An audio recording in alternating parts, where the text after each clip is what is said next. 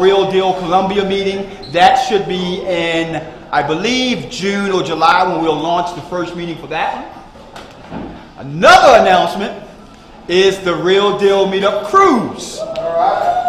Now we have already 46 cabins sold. That's a total of 96 people that are coming on the cruise so far. We have a total of 34 cabins remaining. So if you want to take advantage of the $75 special, please see my wife. She will take care of you in regards to being able to book your cabin and hold it for $75 right now. Your next payment won't be due until, I believe, absolutely. So your next payment won't be due until sometime in August, and your final payment will be due in November. So go to realdealmeetupcruise.com or see my beautiful wife right here for all the details. Who's going on the cruise? Raise your hand so far. All right. So that means a whole lot of people in this room need to sign up. Exactly. Right now, here's the biggest announcement. We have a seasonal meetup that's going to start beginning this month on May the 23rd.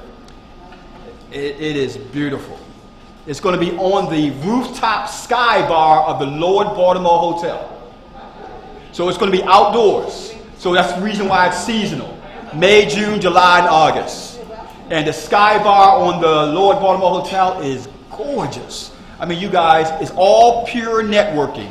It's called, what was the name of what we talked about? I think it's called Real Deal Business Networking Mixer. It's all networking. We're not going to have any selling or any speaking or anything like that. It's just pure networking for the business and real estate community. May the 23rd. So this will be going out probably starting tomorrow, letting people have an opportunity to RSVP. We can only take 100 people in that location because it's on the roof of the Lord Baltimore Hotel. And the view there is fantastic. So keep that in mind. May the 23rd. Actually, it's the day before my birthday. So May the 23rd is when we will have our brand new Sky Bar Lounge mixer. It's called Baltimore REI Networking Mixer. Okay. Baltimore REI Networking Mixer. What else you got to talk about? That's what we have. That's what we have for now. Anything else? No. That's it. Well, first, we've been doing all this talking, and some people don't know who we are. So who are you? My name is Charles Blair, commonly known as the Mad Scientist. And I am Agent Cory Banks, Realtor 007. Who was that, Realtor 007? Yes, Realtor 007. Well, I guess living in Baltimore, you got to be 007 something. Yeah, that makes sense. So we'll be getting started with our special guests in about 5 minutes. In the meantime, Cory's going to fill some time, but we'll be starting at about 7:15 with our special guests. I'm going to sing karaoke while you guys are. Any requests? But please continue to network while we're sitting here and we're waiting for our guests to come up.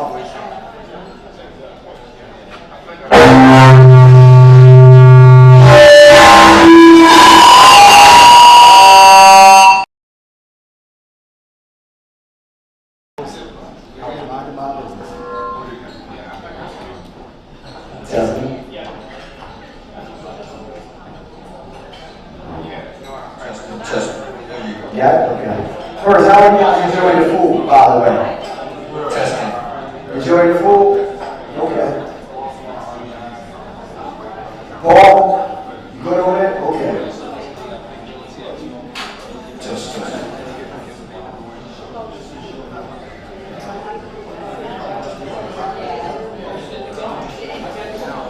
And also, I need everyone to do this as well. Everyone put your phones out right now. Put your phones out right now. And I want you to go to Facebook and look up Real Meals and Deals.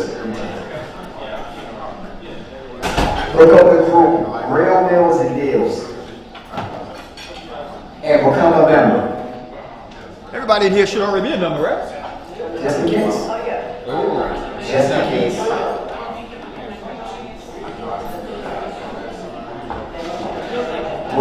Corey, Sean, are you guys members of the Real Deal? Real Deals and Deals on Facebook? I pull out your phone. Become a member. Santos, are you a member? Okay. Sakina, did you put your phone on to become a member of the Real Deals and Deals on Facebook?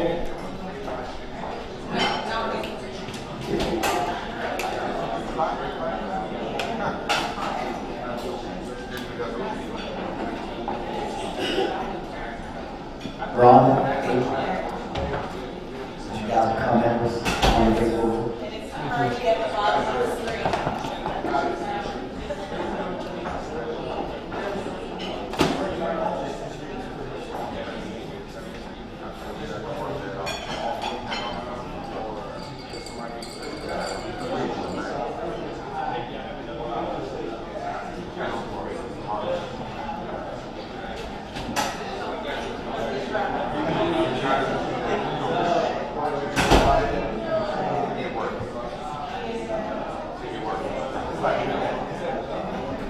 Okay, we are about to begin.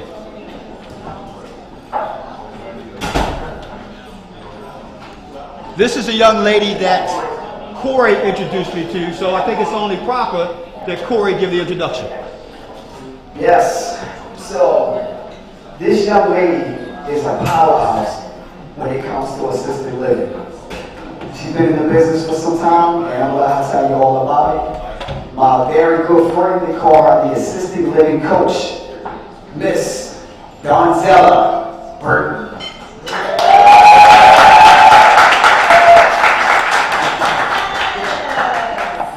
All right, Donzella, give us a sound check. Give us a sound check. Yes. Hi.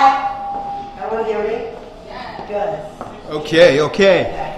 Now, when Cory first said, Charles, I know this young lady that is crushing it with assisted living, I was a little skeptical. I gotta tell you this, Donzella, I was a little skeptical. Now, here's the reason why. Okay. Because from my little bit of limited Well, hold on. knowledge, What do you consider crushing it? That's first things first. well, Cory was telling me that on some of your projects, you're able to garnish. Cory, what are you doing? On some of your projects, you're able to garnish almost $5,000 per bed. Sounds about right. Say that again. Sounds about right. Sounds about right. So the first thing I thought, Cory must have been smoking some funky seeds or something. That's the first thing I thought. But then he told me about a workshop that you were putting on, where you just basically broke it down to everyone. But first and foremost, before we go into more details about that, tell everybody exactly who you are. All right, my name is Donzella. They call me the assistant living coach because I teach assisted living classes, seminars, I consult, I teach, I speak, and I mentor. That's a mouthful. Yes. How long have you been doing it? I've been doing it for 9 years. 9 years, and at this point, how many, what you would call them, properties or assisted living facilities you have? My first property that I purchased, or let me rewind that. Sure. That I rented was 9 years ago. Okay, so you can rent them and still do what you're talking You about. can rent them, you can own them. I think that it's best to rent them Okay, because of certain reasons. and what are those reasons? The reasons are, if you get into a business and you're purchasing a home and you don't know if you're going to like the business and then you're stuck with the home, what are you going to do with it? And at least if you rent it, Right. You can once try the it lease before is you buy over, absolutely. So I got my first one about 8 or 9 years ago. 6 months after I got that one, I got another one. Then I got another one. Then I got another one. And it was like a domino effect. However, I only have 2 now. it. Okay. Because it's not about quantity. Right. It's about quality. Say that again. It's not about quantity, it's about quality. Corey, hit that volume down a little bit on number 2. So it's not about quality, it's about quantity. It's not about quantity, it's about quality. Got it. So tell me, why should anyone in this room even decide they want to do assisted living facilities? Okay. First off, I didn't know anything about assisted living. I didn't even know what assisted living was. I was in corporate America just like most of you have been or are. and I pretty much got thrown into the business. I went to visit an individual who owned 2 assisted living facilities. I pulled up in front of her house and I was like, oh my God, okay. I like this right here, you know? So she told me about it, and it was just so much information that was like embedded in me. And I said, you know what, this is too much. I'm not gonna do it. I'm not gonna do it. Number one, I wasn't a people person. Number two, right? So you have to be a people person if you're going to run your own business. And I said, this is not for me. Long story short, I got thrown into it. 9 years later, I'm here. I think people should get into assisted living. If you're in healthcare at all, or if you're in real estate or anything like that, and you don't want to work for anyone else, and you want to make close to probably 7 figures, assisted living is for you. Man, I want to get assisted. Oh, okay. Now that's a good answer. Good answer. All right. My next question is, how does one get into the business? How does one get into the business? I would say how one should get into the business is, I will be having on May 18th an information seminar, okay? Any questions that you may have, you come to the seminar, you ask me whatever questions you may have. After that 2-hour seminar, then 2 weeks after that, I will be having an introduction information session that will get you into having the tools, I should say, in order to get into the assisted living. Okay, that's a good answer for your seminar, but this is the real deal. Okay. And at the real deal, we give real answers. Okay. So my question again is, how does one who is just starting take that first step? What does that first step look like?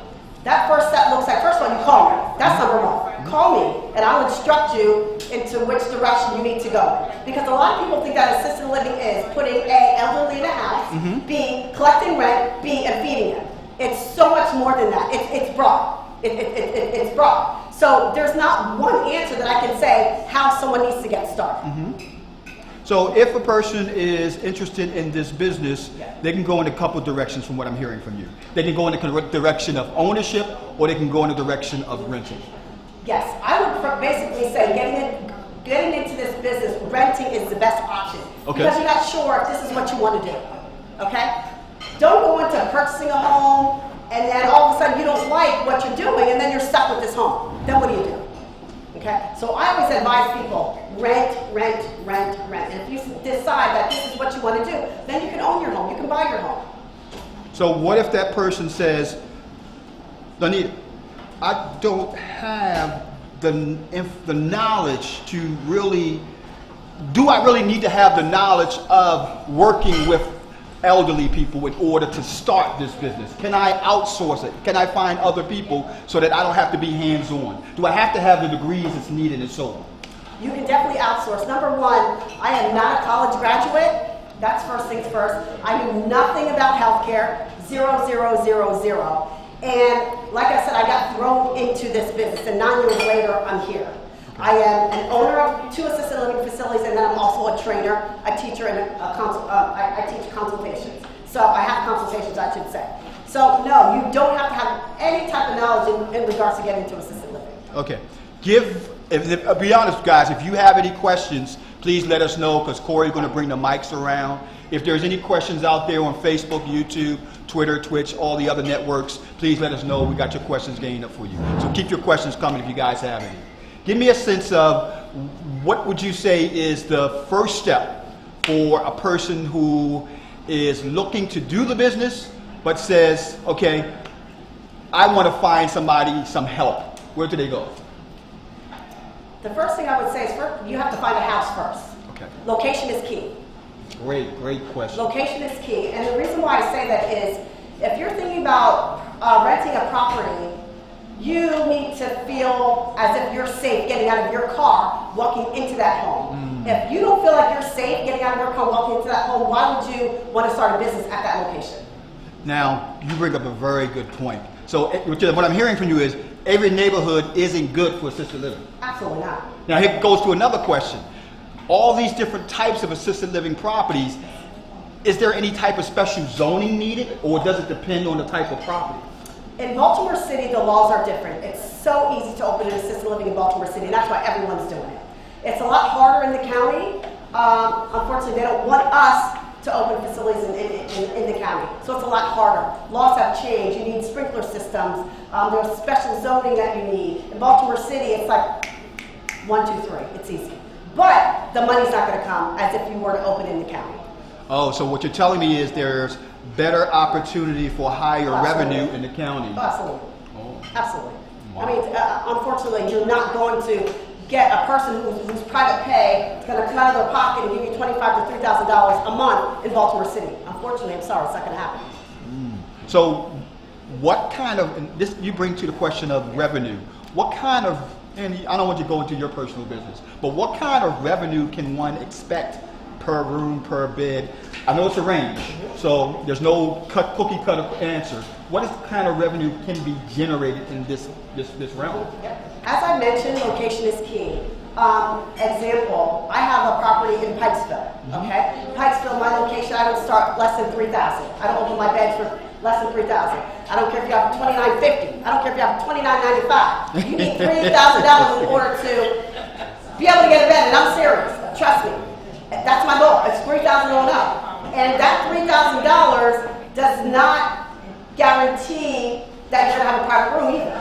Ooh. It's a semi-private room. Oh, so you're talking about maybe 2 people in the room. Semi-private, absolutely. A private room may start at $4,000, $4,500 in Pikesville. And then again, there are 3 different levels of care. There's level 1, 2, and 3. So if you need a lot more care, then the price goes up. So is it safe to say, based on what you just said, level 1 is minor, level Yes. 2 is major, level 3 is Yes. extreme? Yes. Okay. Absolutely. So what is, let's use your facilities as an example. Okay, sure. Are we talking normally 1, 2 people per room? What are you looking at? So in Pikesville, I'm upgrading it to a 9-bed. Okay. So I have 4 bedrooms, I should say, that are semi-private, that share. Gotcha. And then there are 2 private rooms. So the private rooms will start at $4,500. Wow. So do the math. Okay. It's a great business.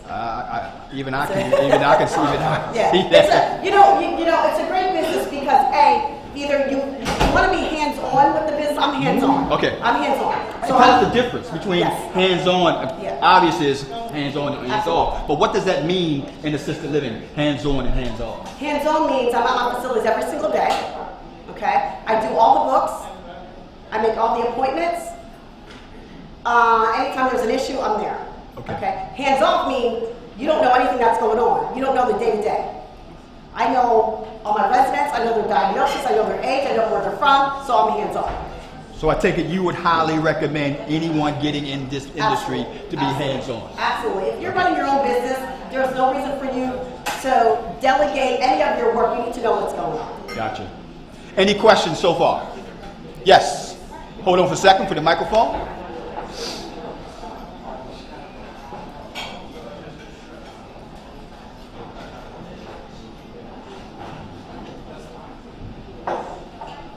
So even though you are hands-on, what have you outsourced for?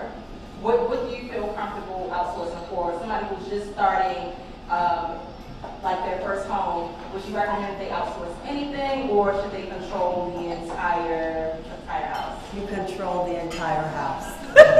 I'm serious. You control the entire house. When the state comes out to my facilities, the first thing they say is, who does your books? That would be I. You don't outsource anything, because at the end of the day, I tell my staff, you guys can always get another job. I can't get another license. So you need to control every aspect of your business. So from what I'm hearing is the issue is whether or not anyone is going to have or do the job based on you needing it done correctly. And not to mention, it's your license that's at risk Absolutely. if it's not being done correctly. All right, absolutely. So what staff do you hire? So in an assisted living, we're owning an assisted living, you need a manager, you need an alternate manager, you need a delegated nurse that oversees the facility, and then you need caregivers, CNA, GNAs that are certified out med tech as well. Okay, so are you the assisted living manager of your 2 homes, or have you hired somebody for that position? I'm the manager, and then I have an alternate manager. Got I'm the manager, and then I'm the owner. it. Okay, so if you decided to be hands-off, then you would have hired someone else to be the actual manager, and then you're just the actual owner. Yes. Got it. All right, thank you. You're welcome. Any other questions? Yes. Right back.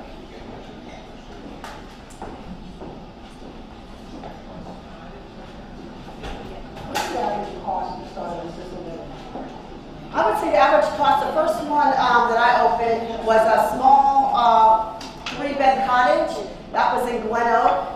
I would say the startup cost was about $20,000, and the reason why I would say $20,000 is because it took me about 5 to 6 months before the state came and gave me my survey, so I'm paying rent on an empty property. So be prepared to pay rent on an empty property or pay mortgage on an empty property. But what I have taught people that are interested in getting into this business is that if you find a property, move in. Make sure that it's big enough that possibly you can live on the lower level. And then you're paying rent or you're paying mortgage on a property that you rent or you own. And it's not empty. Which makes sense, since all that revenue is coming in, it can pay for your lifestyle. Right, absolutely. So that makes all the sense in the world. I think we have another question back here. How you doing? Hi. My question is, what's the ideal size for assisted living, like beds, baths? Great question. Great question. I'm sorry, I didn't hear you. What's the ideal size for a property? The ideal size? I would say 4 beds or less. Okay, 4 residents or less, meaning you have 3 bedrooms and you're able to put 1 resident in each room, or 2, 1 in 1. So 4 beds or less. I think that's a great starting point. Which that 4 beds or less could wind up being 8 beds if you're talking 2 in 1 room, right? No, 4 beds or less. So if you have a 4 bedroom, Right. so you have 2 people in 1 room, 1 and 1, so they're privates. Gotcha. Hi, Priscilla. Hi. How do you screen your residents about the state's requirements or reviews, what we have to be aware of that? So what you normally do, what happens is I normally get a phone call from either a placement agency or a family Cory. member, and they may say, hey, Donzel, I'm interested in placing my loved one in an assisted living facility. The first thing I normally tell them to do is come out and tour the facility and see if they like it. If they like it, then I go out and do an assessment on them. Then I see if I'm a good fit for them, and then see if they're a good fit for me. And then that's how we move forward. And what about the state? The The state, the requirements from the state in regards in to assisted living. I mean, you have different qualifications of people at different levels of their needs, right? right, they're different. Yeah, they're different needs and they're different levels in regards to the state. So when the state comes out and does a survey, they will ask you what level of care you're looking for. And as I mentioned, there are 3 different levels. So you normally tell them a level 3. That's the highest. So what she's saying is, the higher the level, the maximum amount of the revenue you could generate, correct? Absolutely, Because correct. that means the higher amount of care. Yeah. Any other questions? Okay, you mentioned on this last question previous to this one that it was a product of a certain amount of bedrooms and certain amount of care. Can you have a mixed facility where you have both 1-level care and 3-level care, or 1-level care and 2-level care, or does it all have to be the same level care? So once you have your survey, you have received your license. As I mentioned, you tell the state that you want a level 3. Okay. What that means is you will be approved for a level 3, but you can take level 1, level 2, and level 3. Gotcha. If you tell them only a level 1, that's what you'll be approved for, and those Got are the it. only residents that you'll be able to accept. Excellent, Yeah. excellent. And level 1 residents who pretty much are self-sufficient. They pretty much are, I don't want to say homeless, but they don't have their own housing or anything like that. So they're looking for a place to lay their head. Okay, so just like you just mentioned, the higher the level, the more care that's provided, the more assistance is needed for that Yes. individual. Yes. Okay. Absolutely. What are some of the risks that one could face? Now, I know this is going to be an obvious answer, by not doing it right. Well, let me tell you, what happens is, if you fire a staff, that's a risk. Because 9 times out of 10, they know what goes on in your facility, good, bad, ugly, or indifferent. They may make something up. You know that there's going to be a complaint, the state's going to come. That's one. Number 2, if you give a 30-day notice to one of your residents, the family members get upset, that's a risk. They'll call the state. Number 3, if somebody just doesn't like you, they see that you're doing it, they're calling the state. That's a risk. Right. So there's so many risk factors to this business Okay. that is crazy. Which leads me to the question, why do you stay in it? Oh my God, I know. You know what? I love it. I love what I do. Okay. And at the end of the day, I'm great at what I do. I don't mean to toot my own horn, but I'm great at what I do. And at the end of the day, people are not going to love you, and they're not going to love what it is that you do and what Right. you stand for. And as long as you love what you do and what you stand for, you just continue to be great and just do good things.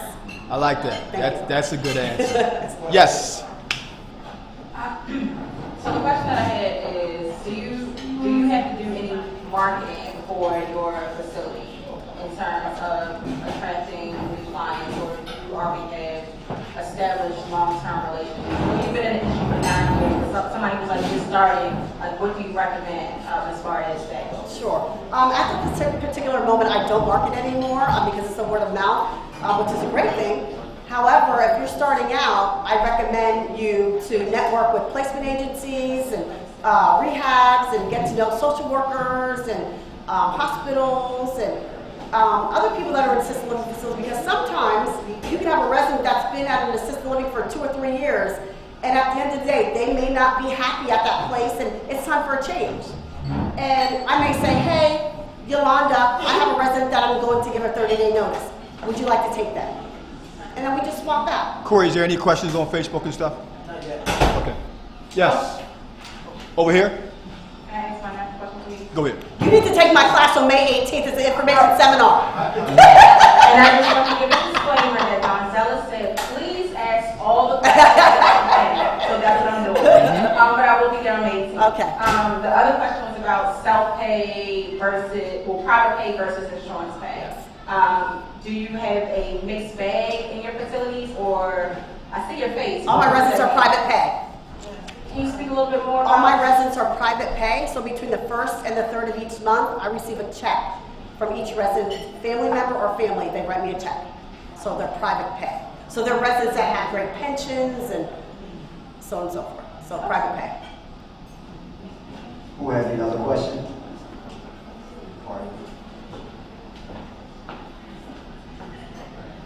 First off, do you have 2 questions? Do you have to hire a chef, you know what I mean, on staff, like the level 3s or whatever, No. How do you treat them? So what I do is, with my staff, I put together a housekeeping schedule.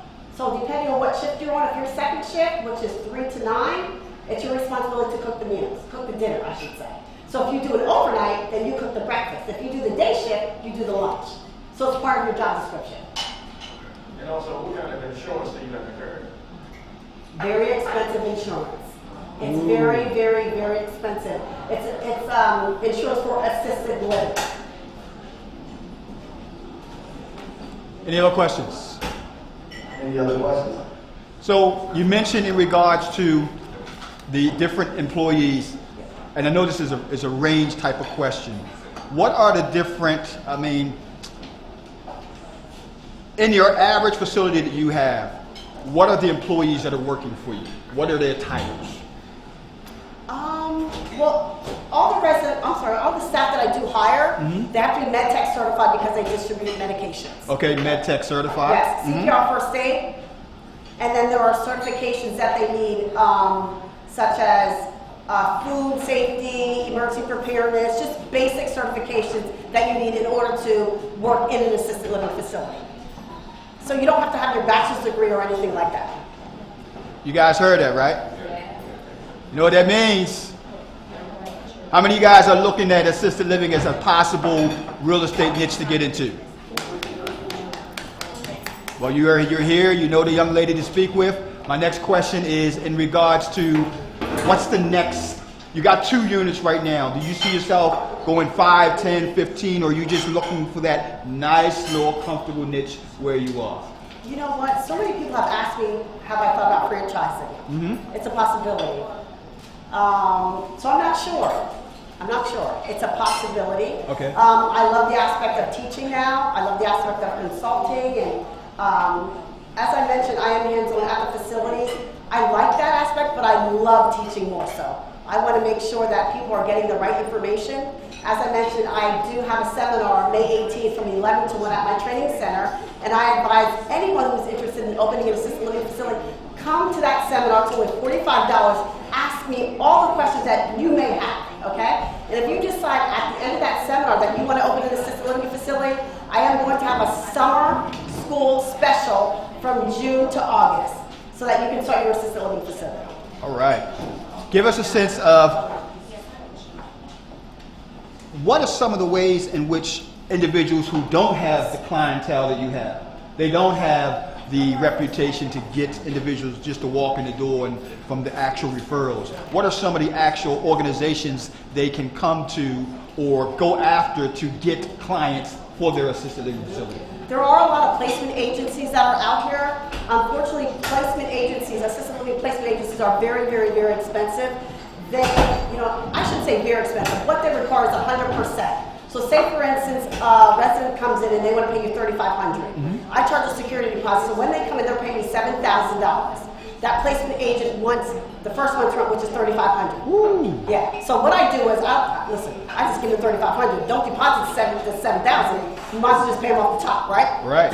So placement agents, as I mentioned earlier, social workers in hospitals and rehabs, and network with other assisted living facility owners. Okay.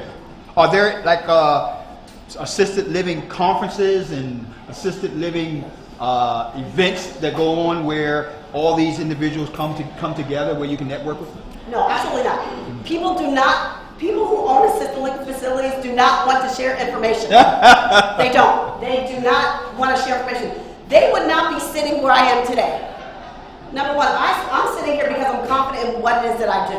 I don't care about sharing my knowledge because I want you to be better than what I am. But unfortunately, a lot of people are not like that. They will not share any information at all. Question back. Arvis.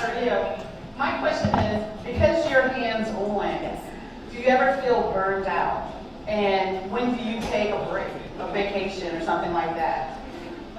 I'm going to be honest. I get burnt out very easy. I get anxiety often. I get anxiety often. It's not a good feeling. Do I vacation? No. Will I start vacationing this year? Absolutely. Well, you just cut me out of doing assisted living. Because that's all I do is vacation. Okay. Next, great question though. Great question. That's a good question. Now here's my. Now is that because you're just that hands-on, or is that just because you just love what you're doing and you just no need for vacation? I'm just that hands-on. Okay. I'm afraid to delegate. Ooh. I am. That's just my personality. Well, when you got so much at risk. Absolutely. Yeah.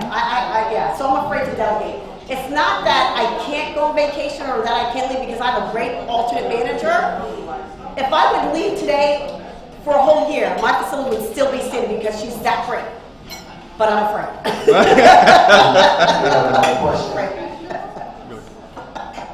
When the state gets called to visit your facility, can they not come or must they come? I don't think I understand that question. So if someone calls the state or As a complaint. as a complaint, Okay. is there any discretion for the state not to come? The state has to come, even if they know in their heart that the complaint is untrue, they still have to come out. As I mentioned, if you fire someone, know that the state's coming out. If you give a 30-day notice to somebody, know that the state is coming out. If you have an argument with somebody out in the street, know that the state is coming out. That's why you always have to be prepared. Which brings me to the question, piggybacking off of him. What kind of, you just mentioned a few of the things that people would come out for the state. What kind of things do you as that owner really have to watch out for from internally running that assisted living facility where issues could really come up? First of all, you have to always do what's right in this business. Across the board, you have to always do what's right because you never know. Somebody can call the state and say, or email anonymously and say, Donzella doesn't have any food in her freezer. The state will come out and look in the freezer, honest to God, and they'll say, what the heck? Or Donzella doesn't have any hot water. They'll check the hot water.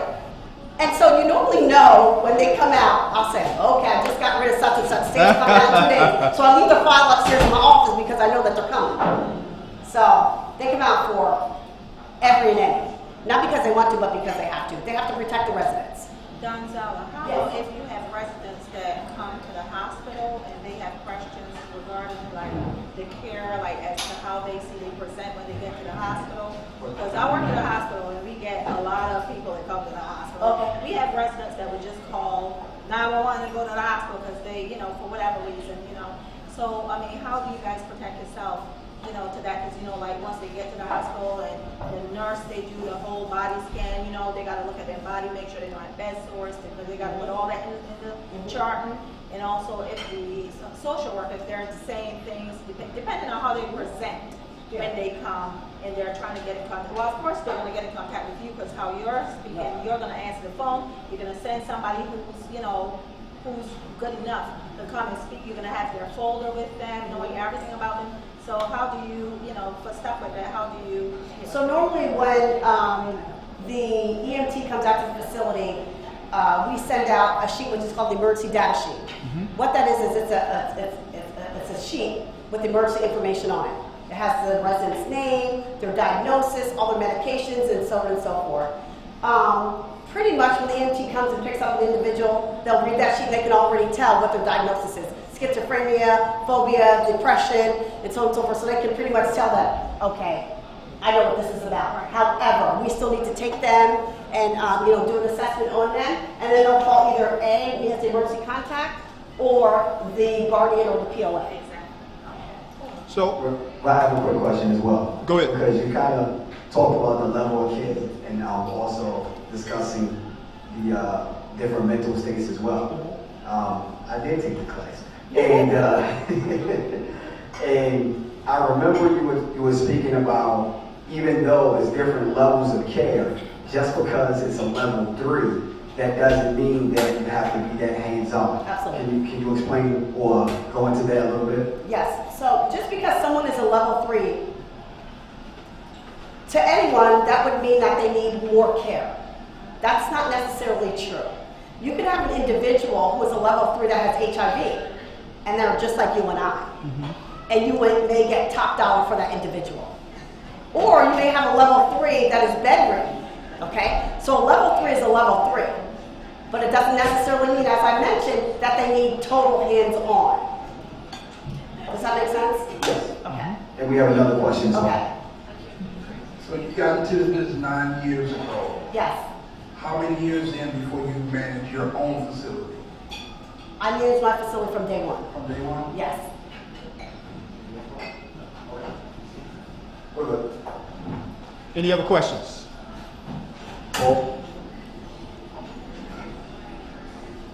If you own your own home, how much money do you need into the business?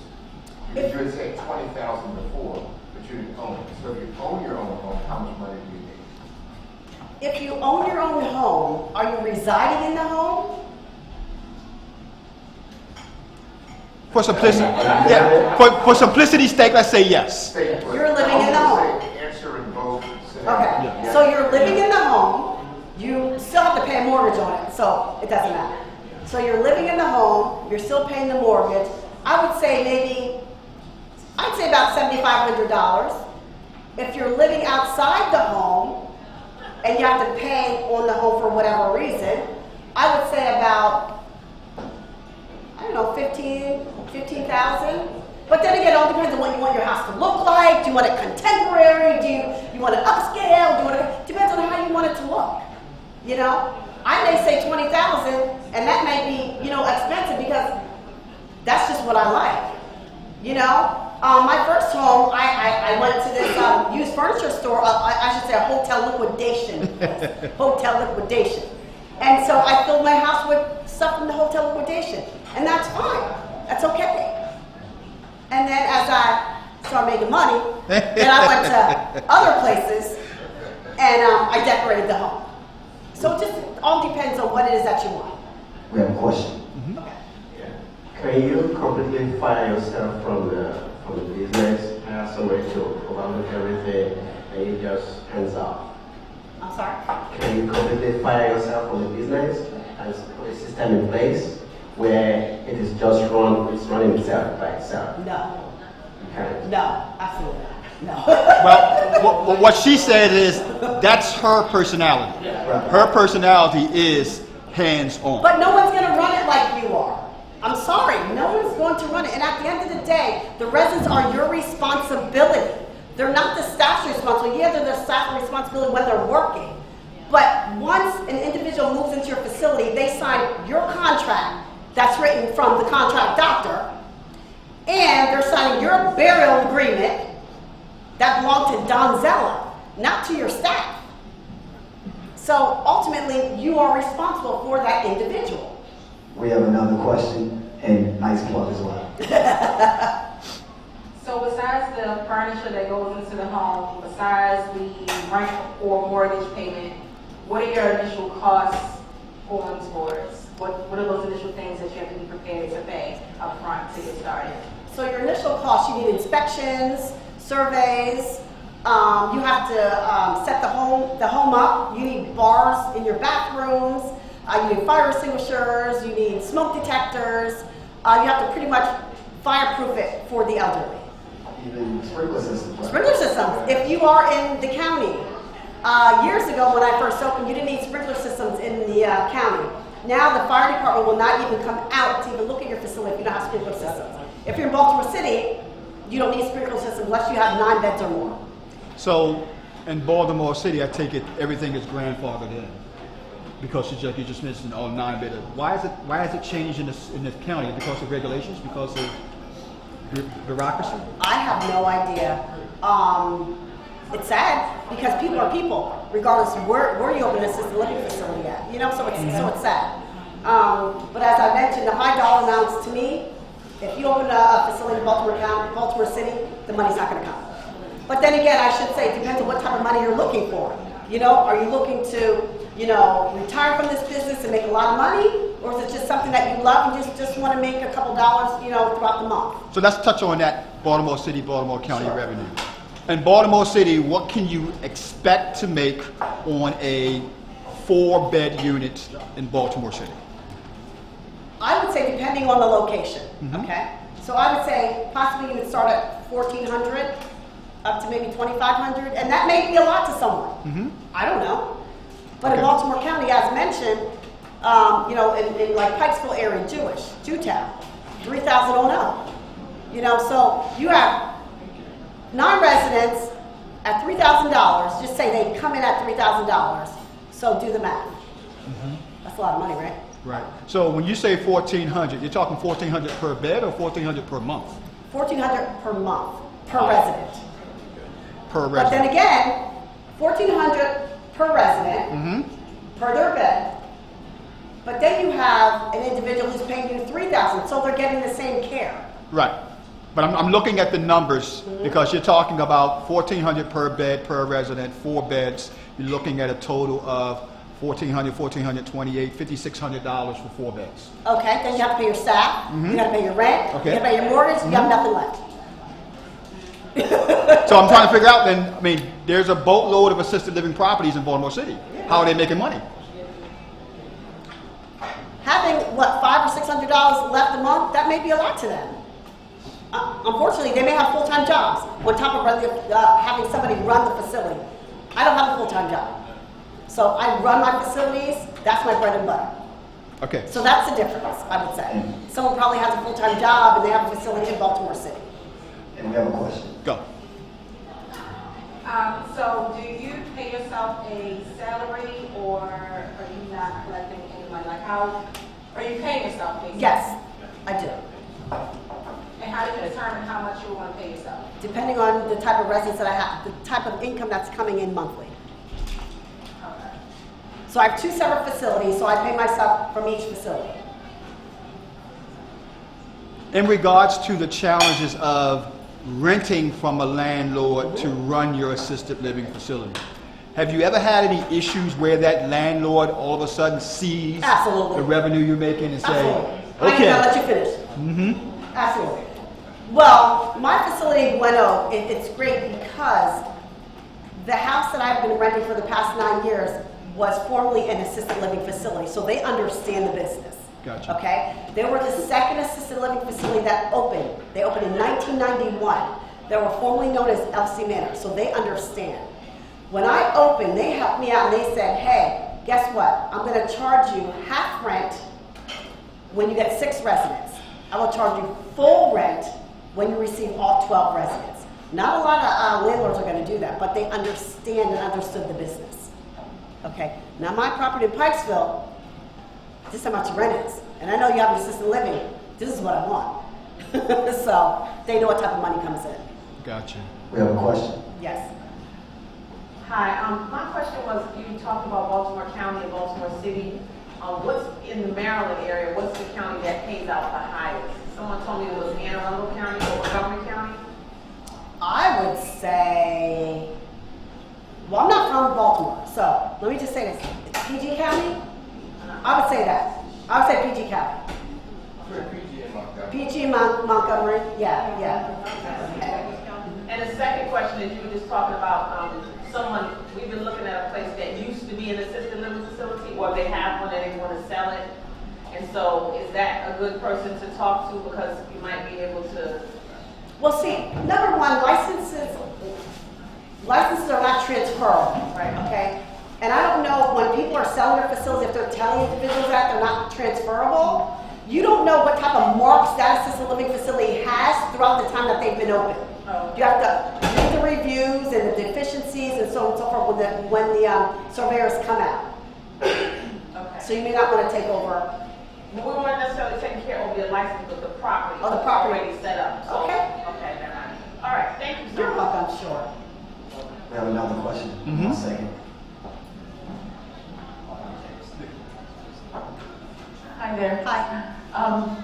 How and where does one get a license for an assisted living facility? How do